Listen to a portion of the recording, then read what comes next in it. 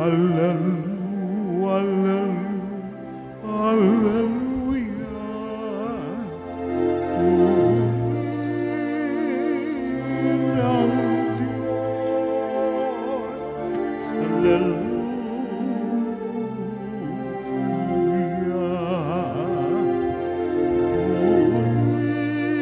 Purihin ang Diyos. Alleluia.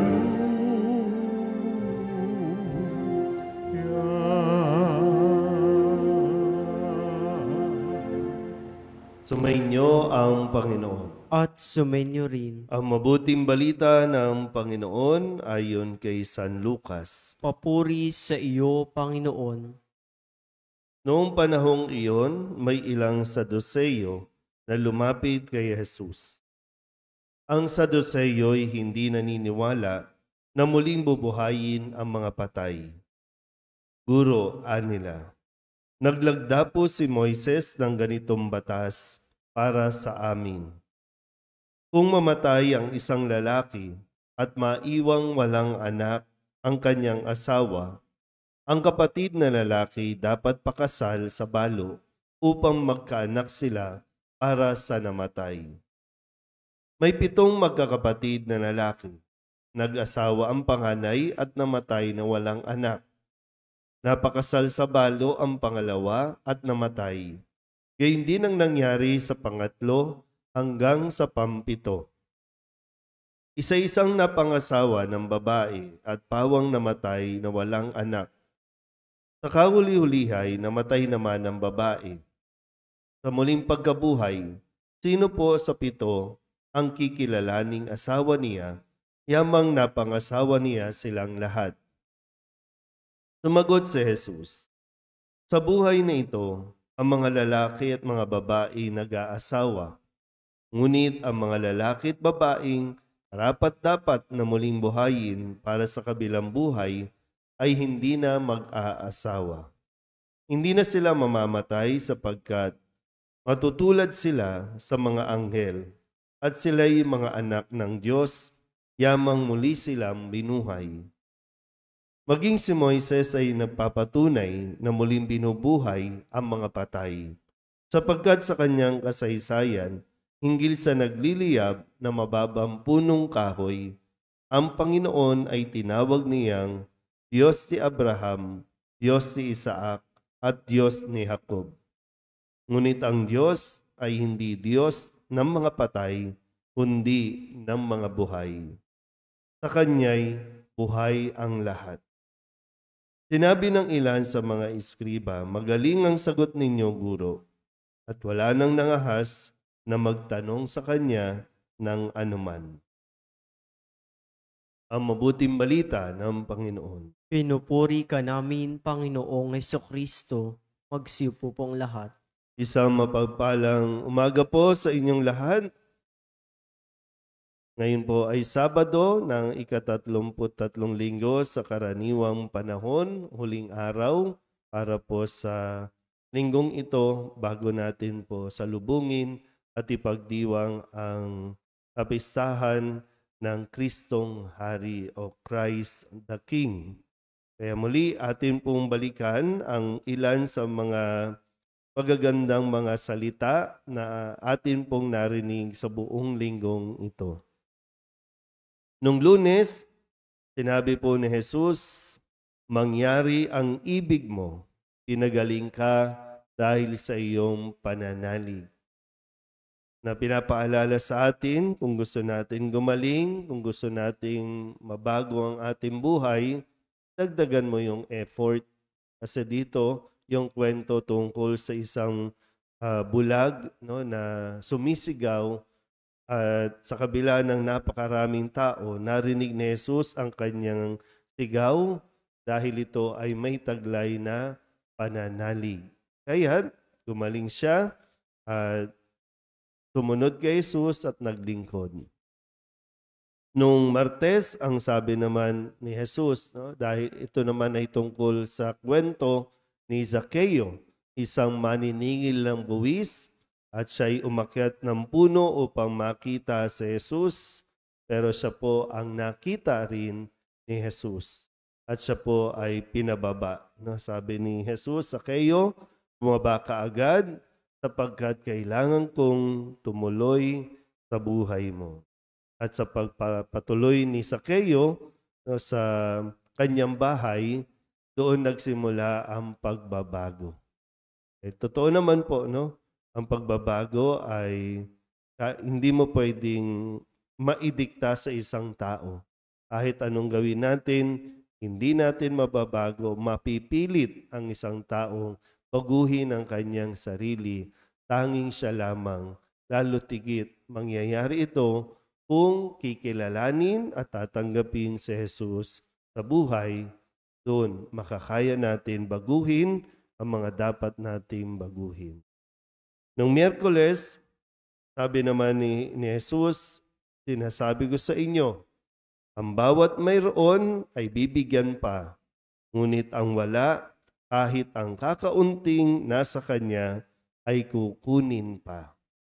Hindi tayo tumitigil, hindi tayo pwedeng makampante na mayroon na ngayon, kundi pinag-iibayo pa natin, ini-improve pa natin ang kung ano ang ibinigay at ipinagkatiwala sa atin ng Panginoon. Lahat ay nakatanggap, lahat ay pinagkatiwala ang pangasiwaan, ang ari-arian ng ating pong Panginoon. Nung Huwebes, sinabi niya, kung nalalaman mo lamang sa araw na ito kung ano ang makapagdudulot sa iyo ng kapayapaan. Ito yung sandali na kung saan bago pumasok sa Jesus sa Jerusalem, natanaw na niya ito at kanyang tinangisan. Kahapon, Biyernes, sinaalala ni Jesus, sabi nga nung pumasok siya sa loob ng templo at nakita niya ang napakaraming nagtitinda at ito ay kanyang ipinagtabuyan at pinaalala sa lahat na ang aking bahay ay tatawaging bahay dalanginan, ngunit ginawa ninyong pugad ng mga magnanakaw. At ngayon, sa araw na ito, narinig natin yung pahayag na bahagi ng sagot ni Jesus doon sa katanungan ng isang Saduceo tungkol sa pagkabuhay. Medyo overacting, exaggerated yung paggamit ng halimbawa nitong Saduceong ito na tungkol din naman sa mga bagay na hindi nila pinaniniwalaan tungkol sa kamatayan at muling pagkabuhay. Sabi ni Jesus sa kanya, sa buhay na ito, ang lalaki at mga babae nag-aasawa, ngunit ang lalaki at babaeng karapat-dapat na muling buhayin para sa kabilang buhay ay hindi na mag-aasawa. Ang sinasabi lang din sa atin, lahat ay may katapusan. Sa unang pagbasa, nagtatapos na ang kwento ng pagpapahirap nitong si Haring Antioco sa bayang Israel. Hindi na siya nagwawagi, kahit ano pang gawin niya, wala nang nagagawa ang kanyang kapangyarihan. Ganun din sa ating ebanghelyo ngayon, may katapusan maging ang pag-aasawa. Kaya nga sa mga tinawag para mag-asawa, enjoyin nyo na yan. Ang pag-aasawa, dito lang yan. Kaya nga kapag kinakasal, diba, till death do us part, kamatayan. Pagkatapos niyan, wala na. Bakit ba natin aalalahanin pa kung sino ang magiging asawa pagdating doon sa langit? Ang unang-unang tanong, makakarating ba tayo sa langit dahil sa ating mga pinaggagawa, dahil sa ating mga ugali, dahil sa ating mga ginawang pagkilos? Inilala ba natin si Jesus nung tayo po ay nabubuhay pa? So, yun pa lang muna hindi pa tayo doon, makakarating ba tayo sa langit? Pagdating sa langit, wala na tayong aalalahanin. Tandaan niyo po ito, Pagdating sa langit, kung tayo po ay karapat-dapat na makarating sa langit, umarap sa ating hari, hindi na tayo mag-asawa, Di na tayo mag-ina, di na tayo magkapatid. Lahat, sabi ni Jesus, para na tayong mga anghel. Na ang tanging kaligayahan natin ay ang makita at mapagmasdan ang Diyos. So, tapos na. Hanggang dito lang. Kaya dito pa lang, pagbutihin mo na. Kung ikaw ay may asawa, pagbutihin mo na mabuti, i-improve ninyo ang inyong relasyon, patamisin ninyo, paligayahin ninyo ang inyong buhay kung kayo ay may asawa. Huwag niyong gawing miserable ang inyong pagsasama. Kasi baka yan ang maging dahilan na hindi kayo mapunta sa langit. Supposedly, yung pag-aasawa, makatulong sa inyong maging mabuting tao kayo, makatulong sa inyo na tumupad at tuparin ang inyong pangako sa Diyos. Ano po, no? Kung sino man sa inyo, mga may asawa, sa ngayon, no?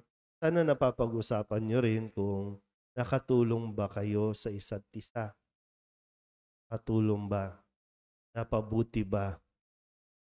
Habang may panahon pa, makabawi pa tayo, makabawi pa kayo para mas masaya na magkikita kayo sa langit.